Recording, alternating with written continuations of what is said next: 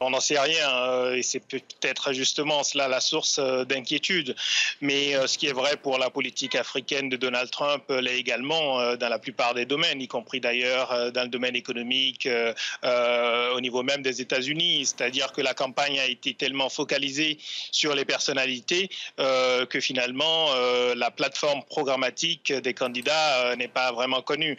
Mais on sait par contre que le sujet Afrique, disons, n'a pas été évoqué dans la campagne de Donald Trump et donc ce n'est pas, disons, une préoccupation majeure pour le candidat Trump. Ça va l'être un peu plus pour le président Trump puisque les États-Unis sont une puissance et évidemment il y a d'autres institutions, il y a le ministère de la Défense, il y a un état-major, il y a une administration et donc Donald Trump ne sera pas le seul à déterminer la politique étrangère des États-Unis et il y aura d'autres personnes qui seront là pour lui rappeler l'importance évidemment stratégique également de l'Afrique. Gilles Yabi, on a entendu plusieurs responsables africains au Burundi ou au Congo par exemple se réjouir de l'arrivée de Donald Trump au pouvoir. Est-ce qu'ils ont raison? Est-ce qu'il y aura moins de pression sur certains leaders contestés? Je crois qu'il y a effectivement aujourd'hui un signal qui est donné qui est peut-être préoccupant. À mon avis, le signal que tout est permis pour gagner en politique et tous les moyens sont bons. On a quand même eu une campagne particulièrement violente, outrancière, avec des dérapages racistes, misogynes. Et je crois que tout cela fait qu'au fond, Donald Trump n'incarne pas une sorte de personnalité morale, une sorte d'éthique en politique. Et ça, évidemment, ça veut dire qu'on n'aura sans doute pas un discours axé sur les valeurs, des principes.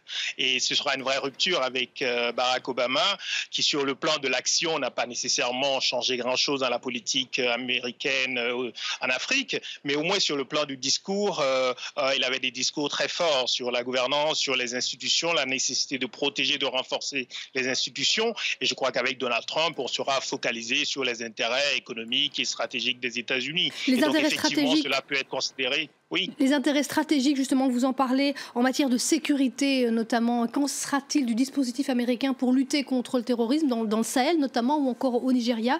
Est-ce que là, vous pensez qu'il y aura des modifications?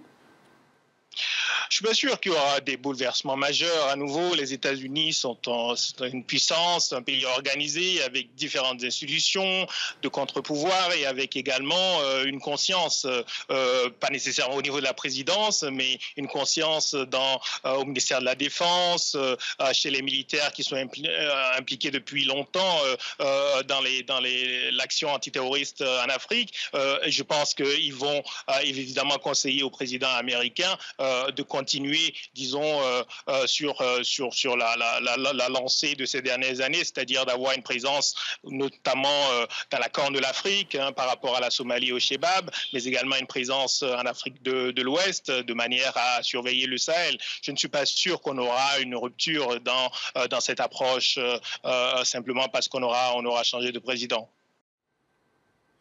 Et voilà pour ces précisions de notre invité tout à l'heure depuis Dakar, Gilles Yabi.